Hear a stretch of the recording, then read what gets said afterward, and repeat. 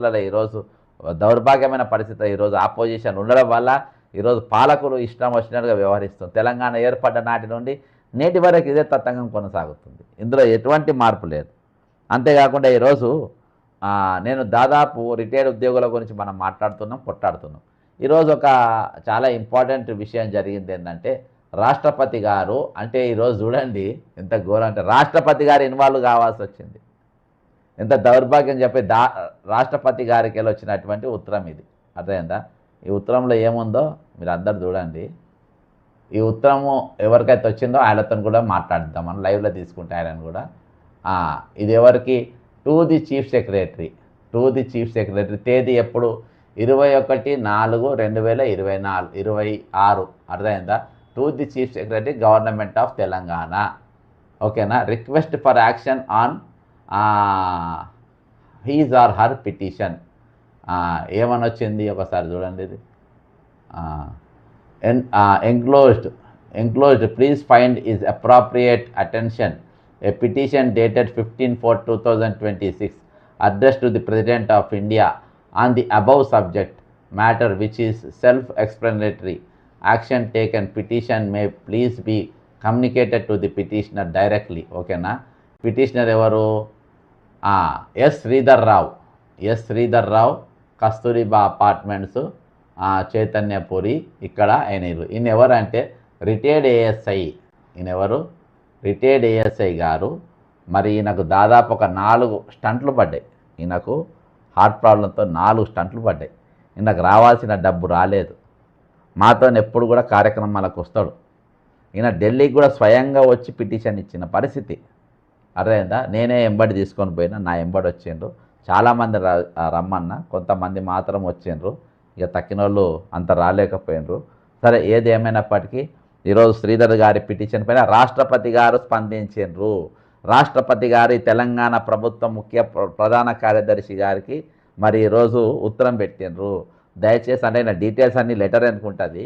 రాష్ట్రపతి గారు శ్రీధర్ గారి పేరు, చీఫ్ సెక్రటరీ గారి పేరు పెట్టి ఒక 2 లైన్లు రాసినట్టే సామాన్యమైన విషయం కాదు. అంటే రిటైర్డ్ బెనిఫిట్స్ వస్తలేవని ఈరోజు రాష్ట్రపతి గారు ఇన్వాల్వ్ అయిన పరిస్థితి. అలా డబ్బులు వాళ్ళకి ఇవ్వాలి. ఆయన బాధ చూసిండ్రు. 4 స్టంట్లు పడ్డే గుండెల. అలాంటి వారు ఆయన ఒక్కడి కాదు. ఈరోజు మూర్తి గారు ఉన్నారు, సూర్యనారాయణ గారు ఉన్నారు, శ్రీనివాస్ గారు ఉన్నారు, మరి గద్వాల్ ఒక మిత్రుడు ఉన్నారు, మరి మైబల్లి గారు ఉన్నారు. మైబల్లి గారు అయితే ఇక్కడ కాలిరిగి ఈరోజు ఉన్నాయి లేని అన్నీ అమ్ముకొని వైద్యం చేసుకుంటా ఈరోజు ఇంట్లో వండుకొని ఉన్నారు లేవకుండా. ఈ విధంగా చాలా క్యాన్సర్ పేషెంట్లు ఉన్నారు, కిడ్నీలు ఖరాబ్ అయిన ఈదయ్య లాంటి వారు ఉన్నారు. ఈరోజు చాలామంది ఈరోజు తిప్పల పడుతున్నటువంటి పరిస్థితి ఈరోజు ఉన్నది. కాబట్టి ఈరోజు నేను లైవ్లో తీసుకునే ప్రయత్నం చేస్తా. ఈరోజు వాస్తవం ఏంటంటే ఈరోజు ముందుగా శ్రీధర్ గారు నేను లైవ్లో తీసుకుంటే ఏఎస్ఐ శ్రీధర్ గారు మరి ఈరోజు ఆయన ఏకంగా రాష్ట్రపతికి ఉత్తరం పెట్టిండు. ఇది నేనే పిలిపించిన ఆ రోజు. దాదాపు దయచేసి మీరు అందరూ కూడా రాష్ట్రపతి గారు లెటర్ పెట్టమంటే 12,300 మంది పెట్టిండ్రు. ఈయన లెటర్ వచ్చిందంటే అందరి లెటర్లు కూడా వస్తాయి. చాలామంది కేసు సుప్రీంకోర్టు కూడా ఈరోజు స్పందించారు. సుప్రీంకోర్టు కూడా ఈరోజు మాట్లాడుతున్న పరిస్థితి. సుప్రీంకోర్టు కూడా వీళ్ళందరి బాధలు చూసి ఈరోజు సుప్రీంకోర్టు కూడా స్పందించి అందరి కేసులకు కూడా ఈరోజు నంబర్లు ఇచ్చినటువంటి పరిస్థితి వచ్చిందని అంటే ఎక్కడుందో చూడండి. అంటే సుప్రీంకోర్టు రాష్ట్రపతి రావాలండి మీకు వీళ్ళ పైసలు, వీళ్ళు కష్టపడ్డ పైసలు వీళ్ళకి ఇయ్యనికి సిగ్గుందా రేవంత్ రెడ్డి? నీకేమన్నా నీకు సిగ్గు అనేది ఏముందా నీకు? బట్టి విక్రమార్క ఫైనాన్స్ మినిస్టర్కి ఏమన్నా సిగ్గుందా మీకు? చీఫ్ సెక్రటరీ అనే దరిద్రులు ఒకరు మోపైండు, దరిద్రులు. ఇంకోడు ఆయన పేరు సందీప్ కుమార్ సుల్తాన్ ఫైనాన్స్ సెక్రటరీలు మొదలైనరు. ఈరోజు మీకు అక్కడికి వెళ్ళి రావన్న పిలుపు కేంద్రంకి వెళ్ళి వచ్చి ఈరోజు రాష్ట్రపతి గారు ఉత్తరం పెట్టే దాకా పట్టుకొచ్చిందంటే మీరు ఎంత చాతగాని పాలన ఈరోజు తెలంగాణలో ఉందో చూడండి. ఇక ఎందుకంటే 100% ఇందులో కూడా ప్రతిపక్షాలు పూర్తిగా అవుట్. ప్రతిపక్షాలు పూరాగా అవుట్ అయిపోయింది. నీకు తెలంగాణ నడుస్తుంది, నేను చెప్తున్నా కదా. ఈరోజు ఇక్కడ నడుస్తుంది 101%. ఇక్కడ నడిచేది ఒకటి, ఇది వీళ్ళ నడుస్తుంది విధ్వంసకర పాలన. ఈరోజు సిండికేట్ పాలన ఈరోజు వీళ్ళ నడుస్తూ ఉంది. కాబట్టి నిజంగా ఇది దౌర్భాగ్యమైన పరిస్థితి. ఇంతకు మించిన ఇక ఏం లేదు, ఇంతకు మించిన దౌర్భాగ్యం ఏం లేదు. అన్న నేను లైవ్లో ఉన్నానా? లైవ్లో ఉన్నా. మళ్ళీ ఇంతకు మించిన దౌర్భాగ్యమైన పరిస్థితి ఏం లేదు. ఖచ్చితంగా ఈరోజు వీళ్ళందరి సబ్జెక్ట్ వాళ్ళ అందరి ఇష్యూ ఇప్పుడు కూడా మాట్లాడిన ఒక అవుట్సోర్సింగ్ ఎంప్లాయీ వాళ్ళ ఇష్యూ వాళ్ళ ఇష్యూల గురించి, వాళ్ళ బాధల గురించి. ఈరోజు రకరకాల అంటే అందరి ఇష్యూలు మాట్లాడుతున్న మాది కూడా మాట్లాడమని గుర్తు చేయనీకైనా ఫోన్ చేసిన పరిస్థితి. ఇది ఒక దగ్గర కాదు, వాళ్ళు దేనికోసం ఎంతెంత పని చేస్తున్నారు అనేది కూడా ఈరోజు ప్రభుత్వం ఆలోచించాల్సిన పరిస్థితి ఉన్నది. 101% ఈరోజు మరి రాష్ట్రపతి గారు ఇన్వాల్వ్ అయింది, రాష్ట్రపతి గారు ఇన్వాల్వ్ కావచ్చు వచ్చిందనంటే ఈరోజు ఎక్కడ ఉన్నాం చూడండి. ఇక అరే వీళ్ళ పైసలు మొత్తం ఈరోజు డైవర్ట్ చేసిన పరిస్థితి. ఎక్కడ దేని డైవర్ట్ చేసిండ్రు? నిస్సి ఫుట్బాల్కి వీళ్ళ పైసలే, మిషన్ బగిర మన ఇదేంటిది మన త్రిబుల్ ఆర్ రోడ్డు వీళ్ళ పైసలే, రేడియల్ రోడ్లో వీళ్ళ పైసలే, ఫ్యూచర్ సిటీలకు వీళ్ళ పైసలే. ఒకళ్ళ దగ్గర కాదు, ప్రతి దానికి ఈరోజు రిటైర్డ్ అయిన వారి పైసలు. వీళ్ళని ఏమైనా అడిగితే నన్ను కోసుకున్న రూపాయి వెళ్ళదని చెప్తాను ముఖ్యమంత్రి రేవంత్ రెడ్డి గారు. నన్ను కోసిన రూపాయి వెళ్ళది, మీరు ఏమన్నా చేసుకోండి, నన్ను తెగిడిచి మాట్లాడుతున్న పరిస్థితి. ఒక ముఖ్యమంత్రి అలా మాట్లాడొచ్చునా? ఒక ముఖ్యమంత్రి అలా ఎక్కడ పోతారు చెప్పండి? అత్యధికంగా మరణించిన పోలీసు వాళ్ళు రిటైర్ అయిన వాళ్ళ అత్యధికంగా ఆగిపోయిన గుండెలు పోలీసుల గుండెలు. ఈరోజు అత్యధికంగా మరణించినవి రిటైర్డ్ టీచర్లు. తక్కిన డిపార్ట్మెంట్ ఆరాకోరా, కానీ ఎక్కువ శాతం మరణించిన టీచర్లు, పోలీసులు. ఎందుకంటే ఈరోజు వాళ్ళపైన తీవ్రమైన ఒత్తిడి, పనిభారం ఒత్తిడి ఉంటుంది. దానికి తోడు ఇక రిటైర్ అయిన తర్వాత వచ్చే బెనిఫిట్స్ రాకుంటే ఈరోజు వాళ్ళు ఈ విధంగా భయంకరంగా ఈరోజు చనిపోతున్నట్టు పరిస్థితి. శ్రీధర్ గారిని ఒకసారి మన లైన్లో తీసుకుందాం. ఈరోజు ఏంది వాళ్ళ పరిస్థితి ఏంది, ఎందుకంత ఇబ్బందుల పాలవుతుండ్రు, ఎందుకు ఇంతమంది ఈరోజు చనిపోతుండ్రు అనేది ఒకసారి మనం లైవ్లో తీసుకుందాం. అన్న నమస్తేనా? అన్న నమస్తే. హలో హలో అన్న నమస్తే. నమస్కారం సార్. అన్న ఏకంగా నీ రిటైర్డ్ నువ్వు దాదాపు 40 సంవత్సరాలు ప్రభుత్వానికి ఉద్యోగం చేసినావు. ప్రజల అటువంటిది ఈరోజు నీ పైసలు ఇవ్వమని ఏకంగా రాష్ట్రపతి గారే తెలంగాణ ప్రధాన కార్యదర్శికి, చీఫ్ సెక్రటరీకి, ముఖ్య కార్యదర్శికి ఈరోజు ఉత్తరం పెట్టి శ్రీధర్ గారు నీ పేరు పెట్టి ఆయన చీఫ్ సెక్రటరీ అని ఉత్తరం రాసిండ్రు. నీ తిప్పలంతా కూడా నువ్వు ఇచ్చిన పిటిషన్ దాని కింద పెట్టి పంపిర్రంట. ఏందన్న ఈరోజు రాష్ట్రపతి చెప్పాలి నమ్మి పైసలు ఇవ్వనికి, మీ కష్టం మీరు చేసిన కష్టం పైసలు మీకు ఇవ్వనికి? అదే సార్, మన ఇప్పుడు అందరం ఇప్పుడు మనం 23, 24 వేల మంది అదే పరిశానలో ఉన్నారు. రాష్ట్రపతికి ఇచ్చినాం, అక్కడికి చెప్తారు, రాహుల్ గాంధీకి పంపినాం. నీకైతే ఏకంగా ఉత్తరమే ఇచ్చింది కదా. ఇప్పుడు నీదైతే అందరి కేసులు వేరే, నీ కేసులో ఏకంగా రాష్ట్రపతి గారు ఉత్తరమే పంపిండ్రు ఇప్పుడు ఈయన పైసలు నీ పైసలు ఇచ్చేయమని. అదే సార్, ఇప్పుడు పంపిన వాళ్ళకి అందరికి బాగానే వచ్చాయి సార్. రాష్ట్రపతికి అందరికి వచ్చినాయి ఉత్తరాలు. ఇవి అందరికి వచ్చినాయా? వచ్చినాయి సార్, వచ్చినాయి కానీ వాళ్ళు ఎవరు చెప్తలేరు. ఇట్లా ఖాళీ ఇట్లా నాకు వచ్చింది కాబట్టి తమకి పెట్టినా సార్. నీకు వచ్చిందంటే అందరు రావచ్చు, ఎందుకంటే అందరు కూడా ఒకటేసారి పంపింది కదా. అప్పుడు 15 తారీఖే పంపినాం కదా సార్. అవునవును, అందరికి ఒక నెల తర్వాత అందరికి వచ్చినాయి. ఓకే. మరి ప్రభుత్వం ఎప్పుడైనా ఇస్తుందనే నమ్మకం మీకుందా? ఇవ్వాలి సార్, ఇవ్వకుంటే ఎట్లా అయితే సార్. ఇప్పుడు మేమైతే సుప్రీం కోర్టులో ఇచ్చినాం, రాష్ట్రపతి ఇచ్చినాం, పిఎంకి ఇచ్చినాం, మానవ హక్కుల దాంట్లో ఇచ్చినాం, అన్నిట్లో ఇచ్చినాం. మరి వీళ్ళు వాళ్ళ అక్కడికి వెళ్ళి ఒత్తిడి వస్తే వీళ్ళు ఏమైనా ఈ 15 నెలల రోజుల్లో ఏమైనా ఇస్తారేమో అని అనుకుంటున్నాం సార్. ఇస్తారు అనుకుంటున్నారు సార్. అవును సార్. మొత్తానికి రాష్ట్రపతి గారితో పైరవ చేయించినావు అన్న. నీకు ఆల్రెడీ గుండెల 4 బ్లాకులు పడ్డాయి కదా. అవును సార్. మరి ఇప్పుడు నీకు మరి నీకు ఆపరేషన్ ఎవరు చేయించారు? ప్రభుత్వం చేయించిందా లేకుంటే నువ్వే చేసుకున్నావా? ఎవరు చేయించారు? లేదు సార్, మాకు ప్రభుత్వం అంటే మేము రిటైర్మెంట్ అయినా ఆరోగ్య భద్రత కార్డు అన్ని తీసుకుంటారు. అది ఉన్నప్పుడు కూడా ఒక్కోసారి ఆరోగ్య భద్రత రాదు, మీ వాళ్ళు ఇన్ని కోట్లు ఇవ్వాలి, మేము చెయ్యము, అది ఇది అని ఎట్లయినా ఆఖరికి చేస్తుంది సార్. ఒక 2 రోజులకో 3 రోజులకో. ఇక ఇప్పుడు మీకు ఆరోగ్య కార్డులు ఇస్తుంది కదా రేపంచల్లి, హెల్త్ కార్డులు, ఈహెచ్సి కార్డులు, ఈహెచ్ఎస్ కార్డులు ఇస్తుంది కదా. మరి ఆ కార్డు వచ్చినాక ఇక మీకు అవసరం ఉండేది కదా, ఇక మొత్తం క్యాష్లెస్ ట్రీట్మెంట్ అంట కదా. సార్ ఇప్పుడు కార్డు ఇస్తుంది అంటే ఆ కార్డులో ఎన్ని హాస్పిటల్లో వస్తుంది, తెలంగాణలో ఎన్ని హాస్పిటల్లో ట్రీట్మెంట్ చేస్తారు, అది అదే. ఇంకోటి ఇప్పుడు మా ఆరోగ్య భద్రత కార్డులో ఉండే సార్, ఇన్ని రోగాలకు ఒక 50-60 రోగాలకు, ఇన్ని రోగాలకు ఇది ఈ కార్డు వర్తిస్తుందని అని. ఇప్పుడు ఆ కార్డు వచ్చినాక మేము కొండ యశోద హాస్పిటల్ పోయి చూపించుకుంటే ఈ కార్డు రాదా అంటే మేము ఏం చేయాలి సార్? అప్పుడు అవన్నీ కరెక్ట్ క్లియర్ గా ఆర్డర్ ఇవ్వాలి సార్ వాళ్ళు గవర్నమెంట్ నుంచి. ఇన్ని హాస్పిటల్ వస్తాయి, ఇన్ని రోగాలకు మీరు అవుట్ పేషెంట్ అయినా ఇన్ పేషెంట్ అయినా అన్నిటికీ వస్తాయి అని వాళ్ళు క్లియర్ గా ఇవ్వాలి సార్. నేను కార్డు ఇస్తున్నాం, మేము మీ జీతంలో నెలకు 1000-2000 కట్ చేసుకుంటామని, అది కాదు కదా సార్ లెక్క, అది కరెక్ట్ కాదు కదా. ఇప్పుడు ఇంకోటి, ఇప్పుడు భారతదేశంలో మొత్తం మొదటి పౌరాలు అత్యున్నతమైన స్థానంలో ఉన్నోళ్ళు ఒక మనిషికి ఉరిశిక్ష పడ్డా ఉరిశిక్ష రద్దు చేసే అధికారము రాష్ట్రపతి గారికి ఉంటుంది. ఒక చీఫ్ జస్టిస్ను ప్రమాణ స్వీకారం చేపించే రాష్ట్రపతి గారు, ఒక ప్రధానమంత్రి గారిని కూడా ప్రమాణ స్వీకారం చేపించేది రాష్ట్రపతి గారు.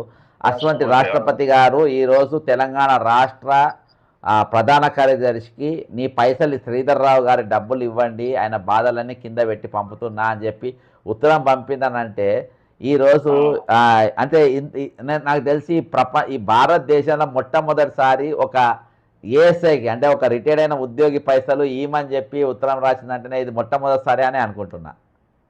అదే రాష్ట్రపతికి వెళ్ళి ఇప్పుడు ఏ స్టేట్ లో కూడా అటో ఇటో 2-3 నెలలు అట ఇచ్చేది. ఇప్పుడు 2 నెలల నుంచి వీళ్ళు ఇస్తలేరు కాబట్టి మేము అన్ని ట్రై చేసినాం సార్. ఏ స్టేట్ లో కూడా రాష్ట్రపతికి ఇంతవరకు పంపలేరు ఎవరు. మొత్తం ఒక రికార్డు బ్రేక్ ఇది. నాకు తెలిసి భారతదేశం అయితే రికార్డే, ప్రపంచ స్థాయిలో ఉందో లేదో కానీ తెలంగాణలో ఇంతమందికి ఇవ్వలేదు, 90-96 మంది చనిపోయారు. రాష్ట్రపతికి ఇచ్చిర్రు, సుప్రీంకోర్టు, హైకోర్టు, మానవ హక్కుల అన్ని ఇచ్చినా ఇంకా ఇస్తలేరు వీళ్ళు అని వేరే స్టేట్ వాళ్ళు అనుకుంటారు సార్ అందరు. ఏమున్నాయి రికార్డ్ బ్రేకే. రైట్ అమ్మ థ్యాంక్ యూ. మంచిది సార్, నమస్కారం సార్. నమస్కారం. ఈరోజు నిజంగా రాష్ట్రపతి గారు ఈరోజు తెలంగాణలో రిటైర్మెంట్ బెనిఫిట్స్ అందుతలేదు, వాళ్ళ పైసలు వాళ్ళకి ఇవ్వండి అని ఈరోజు అక్కడికి వెళ్ళి చెప్పే పరిస్థితి వచ్చిందంటే ఇక చూడండి, అర్థమైందా? ప్రధానమంత్రిని, చీఫ్ జస్టిస్ను, వీళ్ళందరినీ ఈరోజు మన పద్మభూషణ్ అవార్డులు అవన్నీ ఇచ్చేది ఆమెనే. ఈరోజు ఈ భారతదేశ ప్రథమ పౌరాలు ఈరోజు ఉత్తరం పెట్టి వాళ్ళ పైసలు వాళ్ళకి ఇవ్వమని ఆమె చెప్పి. నమస్తేనా, మేము లైవ్లో తీసుకున్న ఒక ప్రపంచ రికార్డు జరిగింది ఇవాళ. ప్రపంచ రికార్డు కాదో నువ్వు చెప్పాలి ఒక టీచర్గా. ఇవాళ రాష్ట్రపతి గారు ప్రధాన కార్యదర్శికి ఒక ఉత్తరం రాసింది. ఏమని రాసిందంటే, ఇట్లా శ్రీధర్ రావు గారు ఏఎస్ఐ, ఆయన రిటైర్మెంట్ పైసలు ఇవాల్టి వరకు ఇవ్వలేదు, ఆయన డబ్బులు ఆయనకి ఇవ్వాలి, ఆయన పెట్టిన ఇబ్బందులన్నీ దీంతో పెట్టి నీకు పంపుతున్నా అని ఉత్తరం రాసింది. అంటే ఈ దేశ ప్రథమ పౌరాలు మన సుప్రీంకోర్టు చీఫ్ జస్టిస్ను ప్రమాణం చేపించటామే, అన్ని హైకోర్టులకు చీఫ్ జస్టిస్లను నియమించటామే, ఈరోజు అంతేకాకుండా ప్రధానమంత్రి కూడా ప్రమాణ స్వీకారం చేపించటామే, ఒక చీఫ్ సెక్రటరీకి ఒక ఏఎస్ఐ యొక్క పైసలు ఇవ్వమని చెప్పి ఉత్తరం పంపినారంటే ఇది ప్రపంచ రికార్డు అనుకోవాలన్నా, దేశ రికార్డు అనుకోవాలన్నా? మీరు చెప్పండి అన్న. ఇక రికార్డే అన్నా. నేను ఉత్తరం పెట్టిన పైన ఉత్తరం పెట్టిన అట్ట కాదు, ఉత్తరం వచ్చింది స్క్రీన్ మీద పెట్టినా. ఇప్పుడే శ్రీధర్ అన్న కూడా మాట్లాడిండు, ఆయన గుండెలో 4 బ్లాకులు పడ్డాయి అన్న. 4 బ్లాక్స్ ఉన్నాయి. 4 బ్లాక్స్కు ఆయన 4 స్టంట్స్ వేసుకున్నాడు. వేసుకొని పాపం చాలా దీనావస్థలో ఉన్నాడు. ఇక ఆయన ఎటు లేక మొన్న అందరు ఉత్తరాలు పంపిన కదా, నేను చెప్తే 12,000 మంది ఇక ఉత్తరాలు వచ్చిన వాళ్ళు కొంతమంది ఫోటోలు తీసి పంపుతున్నారు. అందులో ఇది ఒక ఉత్తరం టు ది చీఫ్ సెక్రటరీ అని చెప్పి శ్రీధరరావు గారి పేరు చెప్పి రాష్ట్రపతి గారు ఉత్తరం పెట్టిండ్రు. అంటే ఇక ఎక్కడికి వచ్చిందో చూడండి, ఇక మన పంచాయతీ, రిటైర్మెంట్ పంచాయతీ అన్నా. ఇది పెద్ద వింత, గతంలో ఎప్పుడూ చూడలేదు. ఇక ముందు చూడమేమో అనుకుంటా కూడా. అంతే కదా, రాష్ట్రపతి స్థాయిలో ఉన్నటువంటి వ్యక్తి మరి ఒక వ్యక్తి కోసం చేయడం అనేది సరే, సార్కు మేలు చేసే ఉద్దేశం అది ఒక సంతోషమే, సార్ వర్క్ అయితే సంతోషమే. కానీ వ్యవస్థల కోసం పనిచేయాలి. ఎవరైనా వ్యవస్థల కోసం పనిచేయాలి, ప్రజానీక సమూహం కోసం పనిచేయాలి, వ్యక్తుల కోసం కాదు. వ్యక్తిగతంగా నేను అదే మొత్తుకుంటాను కదన్న. మొన్నటి మా లైవ్ లో కూడా నా దగ్గరికి ఫలానా వ్యక్తి వచ్చాడు, ఫలానా వ్యక్తి వస్తే నేను చెప్పిన మాట వినలేదు అని ఈటెల రాజేందర్ గారు లేకపోతే హరీష్ రావు గారు తమ స్టేజీ మీద చెప్పిండ్రు. ఇట్లాంటి మరి ఈటెల రాజేందర్ గారు ఒక వార్డు మెంబర్ అయితే దానికి మనం ఇబ్బంది పడాల్సిన పని లేదు. పాత మాజీ ఆర్థిక శాఖ మంత్రి ఒక వ్యక్తి కోసం ప్రయత్నం చేయటం ఏంటి? ఒక సంస్థ కోసం పనిచేయాల, ఒక వ్యవస్థ కోసం పనిచేయాల. ఇప్పుడు నీ దగ్గరకు వచ్చినోడు నీకు తెలిసిన వ్యక్తి వచ్చినప్పుడు, నీకు సమస్య తెలిసినప్పుడు ఇలాంటి వాళ్ళు ఎంతమంది ఉండరు అంతమందికి మేలు జరిగేటువంటి కార్యక్రమం చేయాలి తప్ప నీకు వచ్చిన వాళ్ళ వరకు ఒకరికి ఇచ్చిన తర్వాత ఇక సద్దుమణిగే పరిస్థితిలో ఉన్నది. ఇవాళ ప్రతిపక్షమైన ఏదీ లేదు. ప్రతిపక్షం అంటే బక్క జడ్సన్ గారే. ప్రతిపక్షానికి సంబంధించిన సైనికులు ఎవరు, సభ్యులు ఎవరు అని అంటే రిటైర్డ్ ఎంప్లాయీస్, అన్ఎంప్లాయీస్, మొన్న ఈ బండి సంజయ్ కొడుకు భాగ్యురాలు, ఇట్లాంటి అభాగ్యులు మాత్రమే ప్రతిపక్ష సభ్యులు. ప్రతిపక్ష నాయకుడు అయితే బక్క జడ్సన్ గారు. నీ టిఆర్ఎస్ కాదు, నీ బిఆర్ఎస్ కాదు, నీ కవిత ఆర్ఎస్ కాదు, ఎవడు కాదు. అన్న నువ్వు కూడా పంపినావు కదా ఉత్తరము, నీకేమైనా వచ్చిందా రిప్లై? నాకేం రాలేదన్నా. మరి వస్తుంది. దాంట్లో ఒక నాకున్నటువంటి ప్రత్యేకమైన సమస్య అయితే నేనేం పేర్కొనలేదు. సమస్య ఏం లేకున్నా ఉత్తరాలు, ఎందుకంటే కమిటెడ్ ఎక్స్పెండిచర్ కదా అన్న. అంటే ఇప్పుడు కమిటెడ్ ఎక్స్పెండిచర్, కానీ నేనేం కోరుకుంటానంటే రాష్ట్రపతి గారి దగ్గర నుంచి ఏం చేస్తున్నావయ్యా, ఏం గవర్నమెంట్ నడుపుతున్నావు, అక్కడ ఎంత మంది ఉన్నారు, నా దృష్టికి వచ్చిన వాళ్ళు కాదు, రాని వాళ్ళు కాదు. రోగం ఉంటే ఇస్తాము. మరి చాలా మంది మిత్రులు సరే సంతోషమే, క్యాన్సర్ వ్యాధితో బాధపడేటోళ్ళు నాకు తెలిసిన వ్యక్తికి కూడా వచ్చినాయి. కానీ రోగం ఉంటేనే ఇస్తారు, రోగం లేకపోతే ఇస్తారు. రేపొద్దున నాకు కూడా రోగం వస్తే ఇస్తారా? కాదు కదా. మా పైసలు అవి, మా పైసలు. రోగం వస్తే రోగానికి ఖర్చు పెట్టుకుంటాము, రోగం లేకపోతే సంసార బాధ్యతల కోసం, పిల్లగాళ్ళ అభివృద్ధి కోసం ఉపయోగించుకుంటాం. అంతే తప్ప రోగం వచ్చినోనికే ఇస్తాం అనేటువంటి కండిషన్, సచ్చినోనికే ఇస్తాం అనే కండిషన్, ఇది చాలా దారుణమైనటువంటి విషయం అన్న. మరి రాష్ట్రపతి గారిని మనం విమర్శించలేము, కానీ అందరికీ ఇవ్వండి. దీని ఒక వ్యక్తితో పని లేదు. మీరు ఫలానా డేట్ నాడు, ఫలానా 5వ తారీఖు, జూన్ 1వ తారీఖున, జూన్ 2వ తారీఖున ఆంధ్రప్రదేశ్ తెలంగాణ అవతరణ దినోత్సవం నాడు మీరు అందరికి క్లియర్ చేయండి, మీరు ఏం చేస్తారో చేయండి అని అట్లాంటి మాటలు అంటే చాలా ఆనందం కలిగేది. అయితే అది రావచ్చు. నేను ఎందుకంటున్నా అంటే ఇది వ్యక్తిగత ఉత్తరాలు కూడా, మనం వ్యక్తిగతంగా ఉత్తరాలు పెట్టించినాం కదా, 12,300 మంది పెట్టిన ఉత్తరాలు. అయితే ఆ హైకోర్టుకి వెళ్ళి, సుప్రీంకోర్టుకి వెళ్ళి కూడా వచ్చినాయి. మొత్తానికి ప్రభుత్వం పైన అంటే చీమురు నెత్తురు లేనోని మనం ఏం చేయగలుగుతాం, కానీ అక్కడికి వెళ్ళి కూడా అన్ని రకాలుగా వచ్చినట్టున్నాయి. అందుకని 6,000 కోట్లు అని మధ్యలో ఒకసారి స్టేట్మెంట్ ఇచ్చే కదా, 100 రోజులల్లో 6,000 కోట్లు. ఆ 100 రోజులు రావు, ఓడిపోయి 6,000 కోట్లు రావు. సరే, ఏదేమైనప్పటికీ ఏదేమైనా బక్క జడ్సన్ గారు లేనిది ఏది కాదు అనేది సుస్పష్టం. ఎవడు ఒప్పుకున్నా ఒప్పుకోకపోయినా అది అడిగిన నాదుడు లేడు, పట్టించుకున్న నాదుడు లేడు. ఈనాటి వరకు కూడా పలానా బక్క జడ్సన్ గారు మరి ప్రయత్నం చేస్తాండ్రు. మరి మనం ముందు ఉందాం.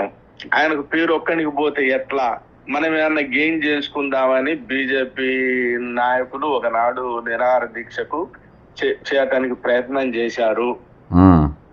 మరి హరీష్ రావు గారు కూడా కొంత తిప్పల పడ్డాడు, అట్లాగే ఈటెల రాజేందర్ కూడా చేసిండు. తర్వాత వాళ్ళకి అర్థమైంది ఏంటంటే ఇది ఫాయిదా లేని పని, మనం ఏం చేస్తే ఏంట్రా ఉపయోగం, ఏదన్నా ఫాయిదా ఉన్న పని చేస్తే మనకి ఏదన్నా బ్యాక్ గా మనకు సపోర్ట్.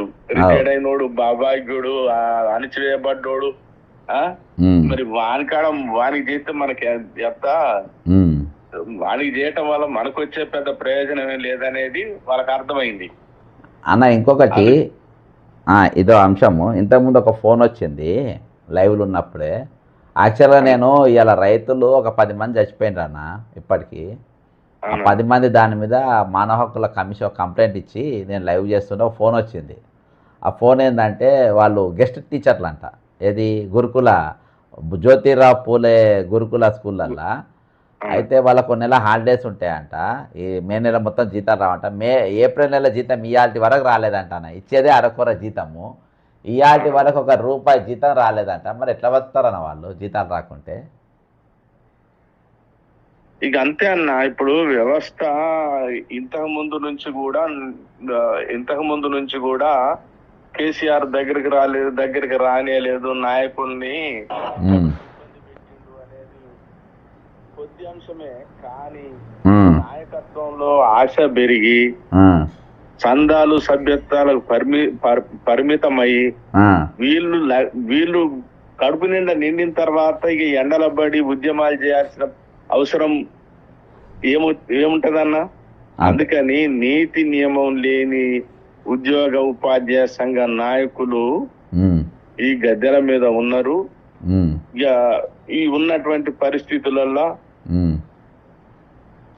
వాళ్ళకు కూడా స్వప్రయోజనాలే చూసుకుంటారు కాబట్టి ఆ రకంగా ఉద్యోగులు నిర్వీర్యం అయిపోయారు, ఉద్యోగ సంఘాలు నిర్వీర్యం అయిపోయారు. వీళ్ళు కూడా ఏం చేయలేరులే అనే పరిస్థితికి వచ్చారు. ఇక ముఖ్యమంత్రి గారు డిఏ ప్రకటించినందుకు మేము పలానా రోజు ఉద్యమం చేసినాం కాబట్టి ఇచ్చిందనే స్థితికే వచ్చాను తప్ప ఖచ్చితంగా దీన్ని మాకు ఇవ్వాల్సిందే అని ఆనాడు రాజశేఖర్ రెడ్డి గారు ఉన్నప్పుడు ఆ ఉద్యోగ ఉపాధ్యాయ సంఘ నాయకులు మోహన్ రెడ్డి గారు అట్లాంటి వాళ్ళు ఏ ప్రయోజనం ఆశించకుండా, ఏ మెప్పు ఆశించకుండా, రేపటి రోజున ఏదన్నా ఎమ్మెల్సీ పదవులు అట్లాంటి కోసం వేయకుండా ఈనాడు మనం ఉపాధ్యాయులకు ఉద్యోగులకు మనం అండగా నిలబడాలా. మనం నిలబడకపోతే ఎవరు నిలబడతాడనేటువంటి జ్ఞానంతో వాళ్ళు మాకు ఇవన్నీ సాధించి పెట్టారు కాబట్టి ఇవాళ ఈ పెన్షన్ అన్న వస్తుందన్న. ఇక మీరు చేయబట్టే ఇక దీంట్లో ఎవడు ఇక మిమ్మల్ని మెచ్చుకోవటానికి కొంతమంది ఇబ్బంది పడవచ్చు. ఎందుకంటే ఫలానా వ్యక్తి మంచోడు అని చెప్పాలంటే దానికి చాలా ధైర్యం కావాలి, చాలా అంకిత భావం కావాలి. ఎంతసేపటికి నేనేమనగాని రేపు 6,000 కోట్లు నిజంగా ఇచ్చిన మాట ఉంటే బూడిదల పండుకున్నోడు కూడా వచ్చి ఊరికొచ్చి చూడు ఎంత పోరాటం చేసినాం మేము సీఎం గారితోని వీటితోని ఇవన్నీ మేము చేయటం వల్ల ఇది అయింది అని చెప్పి అంటారు తప్ప ఈ బక్క జడ్సన్ గారు త్యాగం చేసిండు. ఆయన ఎంత టైం త్యాగం చేసి ఇవాళ ఒక రోజు ఒక ఫంక్షన్ వదులుకోవాలని అంటేనే ఎంతో ఇబ్బందికరం ఉంటదన్న. మరి మీరు నవంబర్ నుంచి మొదలు పెట్టినట్టుంది, మీరు అక్టోబర్ నవంబర్ నుంచి మొదలుపెట్టుడు. మరి మీ పర్సనల్ పనులు ఏంటి, మీ ఎంజాయ్ ఏంటిది? ఇవాళ ఎండలల్లా చల్లదనం కోసం మరి మామూలు మధ్య తరగతోడు కూడా చల్లని ప్రదేశాలకు పోయి వచ్చేటువంటి పరిస్థితి. ఇవాళ మీరు పోస్టర్లు, ఈ ఎండల పోస్టర్లు రిలీజ్ చేయటము ఇవన్నీ కూడా ఎంతో త్యాగంతో కూడుకున్నటువంటి పనులు. ఇవాళ మీ తొలి అడుగు వల్లనే రాష్ట్రపతి గారి వరకు కూడా తెలిసింది. అదైతే సంతోషం. రాష్ట్రపతి గారు ఒకే కలం పొడితో అందరికి ఒక్కసారి వచ్చినా ఇవ్వకపోయినా కనీసం ఆ పరిస్థితి అక్కడి వరకు పోయింది అని అంటే అది మీ వల్లనే. ఇక మీరు చేసినటువంటి ప్రయత్నం, ఇక్కడ ఉన్నటువంటి ప్రయత్నం, మిమ్మల్ని మేము ముఖాముఖిగా ఎవరిని పొగడకూడదు, కానీ న్యాయం మాట్లాడాలి, చేసిన మంచిని గుర్తించాలనేటువంటి విషయంతోనే నేను చెప్తాను తప్ప ఈ రోజున ఇంతవరకు వచ్చిందని అంటే అది మీ ప్రయత్నము. ఆ ప్రయత్నం కూడా ఎవరి నుంచి ఒక్క రూపాయి కూడా ఆశించకుండా చేయటం అనేది ఇది ఎక్కడో రాజుల కాలంలో కొన్ని తరాల వెనక చూసినాం. కానీ ఈ రోజులలో అయితే ఇట్లాంటి వ్యక్తి, మీలాంటి మంచి మనసు, వాళ్ళ దయా హృదయం ఉన్నటువంటి మనిషి ఇంకా దొరకడం కష్టం. సరే, భగవంతుడు మీకు మేలు చేస్తాడు. నాకు కూడా మరి సీఎం రేవంత్ రెడ్డి గారు మరి ఈ 6,000 కోట్లలో మాకు కూడా మంచిగా డబ్బులు ఇస్తారు. 6,000 కాదు, మొత్తం ఒకటేసారి ఇయ్యాలన్న, మళ్ళీ 6,000 ఎందుకన్నా, సగం సగం. ఈ 6,000 కోట్లలో మాకు అందరికి వస్తాయి ఇప్పుడు అనుకుంటున్నా. మరి అందరికి రావాలి ఏకకాలంలో. అంటే లోపల మనకు వచ్చిన ఉత్తరాలు బయటకు వస్తున్నాయి, కానీ లోపలికి వెళ్ళి రాష్ట్రపతి గారికి వెళ్ళి కానీ చీఫ్ జస్టిస్కి వెళ్ళి కానీ ప్రభుత్వం మీద మెడ మీద కాలు పెట్టిండ్రు గట్టిగానే. ఇంకోటి ఏం తెలుసా అన్న, ఇవాళ మనం ఇచ్చిన ఉత్తరం ఎటువంటిది తెలుసా, అందరూ దాంట్లో లెటర్స్ ఇప్పుడు ఉరిశిక్ష పడ్డోళ్ళు పెట్టుకుంటాడు చూసినావా రాష్ట్రపతి గారికి క్షమాభిక్ష, అసలు ఉత్తరము ఇక పైసలు రాకుండా మా పరిస్థితి అఘోరంగా ఉంటుంది అని తట్టుగా పెట్టుకున్నారు ఉత్తరాలు. ఇక కాబట్టి ఎట్లా ఇస్తారు. ఓకే అన్న, థ్యాంక్ యూ. చాలా సంతోషం అన్న, సంతోషంగా భగవంతుడు మిమ్మల్ని దీవించాలి, ఆశీర్వదించాలి. మీరు మీకోసం కాకుండా ప్రజా సంక్షేమం కోసం, బలహీన వర్గాల కోసం, అభాగ్యుల కోసం, దిక్కులేని వాళ్ళ కోసం మీరు దయదలిచి మీ జీవితాన్ని అంకితం చేస్తారు. కాబట్టి మీ కుటుంబాన్ని భగవంతుడు తన రెక్కల కింద తీసుకొని మీకు ప్రతి ఇబ్బందిని తొలగించి మీకు ఆయురారోగ్యాలు అష్టైశ్వర్యాలు ఇవ్వకపోయినా ఆయురారోగ్యాలతోని మీరు మేడం గారు మీ పిల్లలు సంతోషంగా ఉండాలని కోరుకుంటున్నాను. థ్యాంక్ యూ అన్న. Thank you. ఈ అన్నకు కూడా చాలా ఇబ్బందులు ఉన్నాయి, ఆరోగ్యపరమైన ఇబ్బందులు అన్నీ ఉన్నప్పటికీ ఏ కార్యక్రమం ఇచ్చినా కానీ రెగ్యులర్గా ప్రతి కార్యక్రమానికి వచ్చే పరిస్థితి. ఈరోజు నిజంగా రాష్ట్రపతి గారు ఇన్వాల్వ్ అయ్యి వాళ్ళ జీతాలు ఇప్పించే పరిస్థితి ఈమని చెప్పే కాడికి వచ్చిందనంటే ఎక్కడుందో చూడండి. నేను ఉత్తరం బాజాప్తా ఈరోజు స్క్రీన్ మీద పెట్టిన, ఏదో అటా అని కాదు. ఈరోజు రాష్ట్రపతి గారు చీఫ్ సెక్రటరీ గారికి కలిసి రిటైర్డ్ అయిన వారి పైసలు ఇవ్వమనే ఉత్తరం ఈరోజు రిప్లై వచ్చే కాడికి వచ్చినాయి. వాళ్ళ డబ్బులు ఇవ్వమని చెప్పి ఈరోజు చీఫ్ సెక్రటరీ గారికి ఉత్తరాలు పంపుతున్నారంటే ఈరోజు రిటైర్డ్ అయిన వ్యక్తులు ఈరోజు వాళ్లకు ఏదైతే మరణ వాంగ్మూలం ఏది ఉరిశిక్ష పడ్డోళ్ళు రాసుకుంటారు చూసినావా, అట్లా ప్రభుత్వం మా పైసలు గుంజుకొని మా హక్కులు గుంజుకొని ఈరోజు మా బతుకులు ఆగం చేస్తుందని చెప్పి చేస్తున్నారు. అంతేకాకుండా ఈరోజు ఈహెచ్ఎస్ కార్డులు అని ఇచ్చారు. వీళ్ళ జీతంలోకి వెళ్ళి కట్ చేసుకుంటే ఈరోజు ఇచ్చే పరిస్థితి. మరి ఆ డబ్బు ఆ ఈహెచ్ఎస్ కార్డుల వల్ల ఈరోజు వాళ్ళ జరిగే ఉపయోగం ఏంది? నేను నిన్న చెప్పినట్టుగా మరి ఏ దవాఖానలు ఇలాంటి వారు మాట్లాడలేదు. నేను ఒకటే అడుగుతున్నా, ఈరోజు ప్రభుత్వ ఉద్యోగులందరికీ ఒక విజ్ఞప్తి ఏం చేస్తున్నా అంటే, రిటైర్ అయిన మేము 1.5 మా జీతంలోకి వెళ్ళి వచ్చేదో మా పెన్షన్లోకి వెళ్ళి వచ్చేదో మేము కడతాం. ఈరోజు పెన్షన్ వాళ్ళకి అదే కట్ చేసుకుంటుండ్రు, జీతం వచ్చిన వాళ్ళకి అదే కట్ చేసుకుంటారు. సరే కట్ చేసుకుంటున్నారు, మరి మాకేం సర్వీసెస్ ఇస్తారో ఇవాళ మీరు చెప్పాల్సిన అవసరం ఉంది.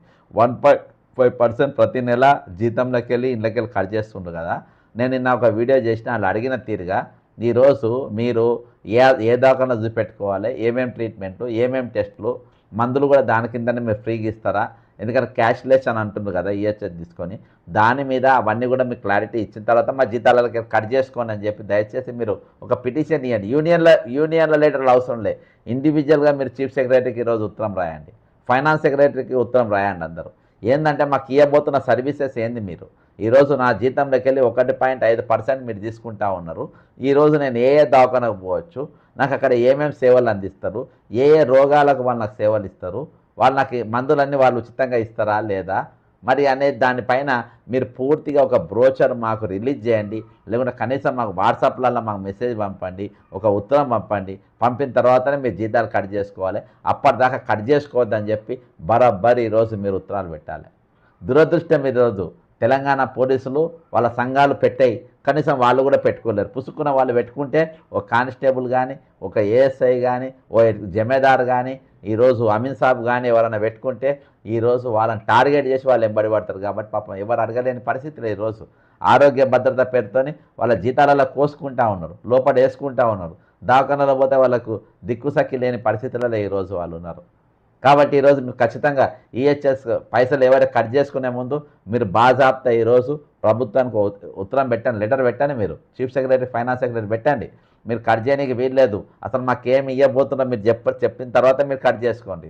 లేకుంటే మీరు మాకు అవసరమే లేదు, అవసరమైతే మాకు వేరే ప్రైవేటు ఇవి ఉన్నాయి అక్కడికి వెళ్ళి మీరు మాట్లాడండి అని చెప్పి రేపటి దినాన ఈరోజు మీరు 1.5% కట్ చేసుకున్న తర్వాత ఈరోజు గాంధీ పోంది, ఉస్మానియా పోంది, మన నిమ్స్ హాస్పిటల్ పోంది, ఇవన్నీ టిమ్స్ హాస్పిటల్ పోంది, ఇవన్నీ మనయే అని చెప్పిన తర్వాత ఈరోజు అవన్నీ కట్ చేసుకుంటే ఇక మళ్ళీ కష్టం మొదటికి వచ్చినట్టు అయిపోతుంది.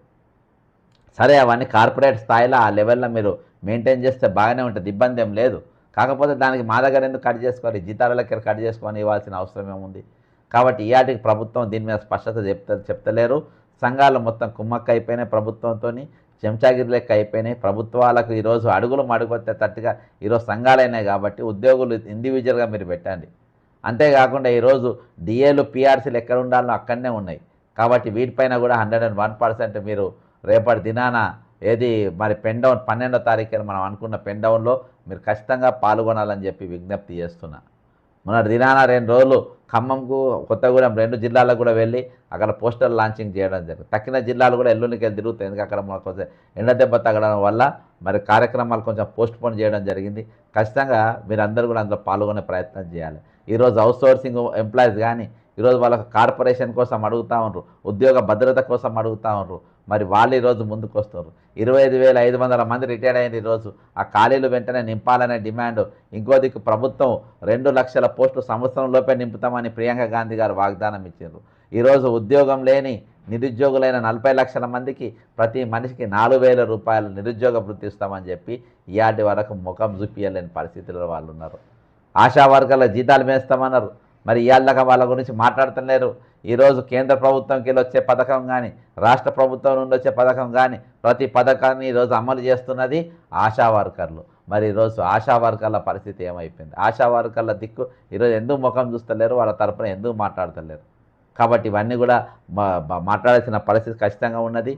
కాబట్టి పెన్ డౌన్ ఒకటే శరణ్యం. ఈరోజు మీ సంఘాల ముఖాలు చూడకండి, సంఘాల ముఖాలు చూస్తే వాళ్ళు ముఖాలు ఇరిసే పరిస్థితి, ముక్కిరిసే స్వభావం గల్లోళ్ళు. వాళ్ళని నమ్మితే ఈరోజు మనం నట్టేట ముంచే పరిస్థితి ఉన్నది. కాబట్టి మీరు వాళ్ళని నమ్మకుండా ఈరోజు ఖచ్చితంగా జూన్ 12 పెన్ డౌన్ కోసము దయచేసి మీరు వాట్సాప్ గ్రూప్లలో కానీ మరి మీరు ఒకరినొకరు మీరు సంప్రదించుకొని ఖచ్చితంగా ఈరోజు మీరు మాట్లాడాల్సిన అవసరం ఖచ్చితంగా ఉందని చెప్పి నేను ఈ సందర్భంగా తెలియజేసుకుంటున్నా. దయచేసి ఇంతవరకు బక్క జడ్సన్ ఫ్యాక్ట్ సబ్స్క్రైబ్ కానీ వారు సబ్స్క్రైబ్ కావాలని విజ్ఞప్తి చేస్తున్నా. అంతేకాకుండా ఈరోజు అంతేకాకుండా ఇప్పటి వరకు మరి ఉద్యమంలో తోడున్న వారందరూ నమస్తే చెప్పుకుంటూ మరి అంతేకాకుండా మరి రాష్ట్రపతి గారు ఇంకెవరెవరికి ఉత్తరాలు వచ్చినాయో దయచేసి మీరు మీ యొక్క లెటర్స్ పంపితే మీరు వేరేళ్ళ కోసం కూడా వేరేళ్ళ తరపున కూడా మాట్లాడడానికి అవి కొంచెం ఉపయోగపరంగా ఉంటాయని కోరుకుంటాను. ఎందుకంటే ఈరోజు రాష్ట్రపతి ఇన్వాల్వ్ అయింది, రిటైర్డ్ పైసలు ఇవ్వాలని రాష్ట్రపతి ఇన్వాల్వ్ అయ్యే కాడికి వచ్చిందంటే ఎక్కడున్నా గుర్తు చేస్తాను.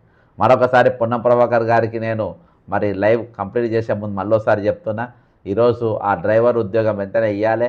అంతేకాకుండా ఈరోజు మరి మీ బీసీ సంక్షేమ స్కూళ్ళల్లో గురుకులాలలో మరి ఏవైతే జ్యోతి బాబు రావు పూలేల స్కూళ్ళు ఉన్నాయో అందులో గెస్ట్ టీచర్ల జీతాలు వెంటనే ఇవ్వాలని చెప్పి మీకు డిమాండ్ చేస్తున్నా. మీరు ఉద్యమకారికలు వచ్చిండ్రు కానీ ఈరోజు మీరు పూర్తిగా స్వార్థంగా పనిచేస్తున్నాం పొన్నం ప్రభాకర్ బ్రదర్. ఇది సరైన పద్ధతి కాదు. ఈరోజు మీరు ఒక పద్ధతి ప్రకారం పనిచేయాలి. పద్ధతి ప్రకారం ఈరోజు మీరు ఇది చేయాలి. ఈరోజు ఎలక్ట్రానిక్ మీడియా ఎట్లా తయారైపోయిందంటే దయచేసి ఈ మహా టీవీలు కానీ లేకుంటే బిగ్ న్యూస్ కానీ ఏబిఎన్ కానీ ఇవి ప్రజా సమస్యలు పట్టించుకోనుకుంటా కేవలం ఒక రాజకీయ ఎజెండా హిడెన్ ఎజెండాతో పనిచేసుకుంటా ఈరోజు కుళ్ళు కుతంత్రాలతో పనిచేసుకుంటూ ఉన్న వారిని దయచేసి మీరు బహిష్కరించండి. చెప్తున్నా ఇన్ని అంశాలు ఈరోజు రాష్ట్రపతి గారికి వెళ్ళి ఈరోజు ప్రభుత్వ ప్రధాన కార్యదర్శికి ఉత్తరం వచ్చిందంటే ఎంత పెద్ద న్యూస్ అండి? న్యూస్ కాదా? ఒక 10 మంది రైతులు ఇప్పటికీ కల్లాలకాల చనిపోయినరు. జాతీయ మానవ హక్కుల కమిషన్ దీనిపైన ఫిర్యాదు చేసినాము. ఇది న్యూస్ కాదా? ఇది ప్రజలకు చేరాల్సిన బాధ్యత లేదా? ఇది ఈ భారతదేశంలో మొట్టమొదటిసారిగా రిటైర్డ్ అయిన వాళ్ళకి పైసలు ఇవ్వమని వచ్చిన మొట్టమొదటి ఉత్తరాలు మొదలైనాయి. ఈరోజు మొట్టమొదటిసారిగా చీఫ్ జస్టిస్కి వెళ్ళి కానీ ఇక్కడికి వెళ్ళి కానీ మరి ఈరోజు స్పందించాల్సిన అవసరం లేదా? ఖచ్చితంగా మీ అందరిపైన ఉన్నది. ఈరోజు ఏబిఎన్ ఏం రాస్తారు, ఏ వార్తలు రాస్తారు? వాళ్ళు ఎవరిని టార్గెట్ చేస్తారు? స్టోరీలు రాస్తారా? ముఖ్యమంత్రి ఎవరి గురించి రాయమంటే వాళ్ళ గురించి రాయని కాకుండండి. ఈ తెలంగాణలో ఉన్నటువంటి ఈ వెస్టర్న్ ఇంట్రెస్ట్ ఉన్నటువంటి మీడియా ఎంటికే కూడా బీకలే నేను ఛాలెంజ్ చేస్తున్నా. వీళ్ళ నెక్స్ట్ కార్యక్రమం వీళ్ళ కార్యాచరణలో వీళ్ళ పనులే చేయాలి. ఈరోజు మన తెలంగాణ కార్యక్రమాలు ఈరోజు జీరోకి స్టార్ట్ చేయాలి. ఇక్కడ మేధావులు మోసం చేస్తుండ్రు, ఎమ్మెల్సీలు మోసం చేస్తుండ్రు, ప్రతిపక్షాలు మోసం చేస్తుండ్రు, అంతకు సిండికేట్గా మారి ఈరోజు దోపిడీ చేస్తూ ఉండరు, బాజాప్తా కనబడుతుంది. కాబట్టి ఖచ్చితంగా ఈరోజు మనము ఒక ఉద్యమం, ఒక పోరాటం అనే ఖచ్చితంగా జరగాల్సిన అవసరం ఉంది. ఈరోజు తెలంగాణ కోసం ఏ విధంగా అయితే పోరాటం చేసినామో ఆ విధమైన పోరాటం ఖచ్చితంగా మనం చేయాల్సిన అవసరం ఉందని మీ అందరూ తెలియజేసుకుంటూ సెలవు తీసుకుంటున్నా. జై తెలంగాణ, అమరవీరులకు జోహార్లు.